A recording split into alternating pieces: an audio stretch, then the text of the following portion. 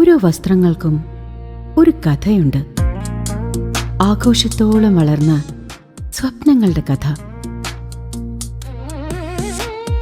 Beauty silks. വാക്കുകൾ നിശബ്ദമാകുമ്പോൾ വസ്ത്രങ്ങൾ സംസാരിക്കട്ടെ. മുണ്ടത്തിക്കോട് ശ്രീ കല്ലടി ധർമ്മശാസ്ത്ര ക്ഷേത്രത്തിൽ പ്രതിഷ്ഠാദിന മഹോത്സവം ആഘോഷിച്ചു. ക്ഷേത്രം തന്ത്രി കക്കാട് വാസുദേവൻ നമ്പൂതിരി മുഖ്യ കാർമ്മികത്വം വഹിച്ചു. പുലർച്ചെ നടന്ന ഗണപതി ഹോമത്തോടെയാണ് ആഘോഷങ്ങൾക്ക് തുടക്കമായത്.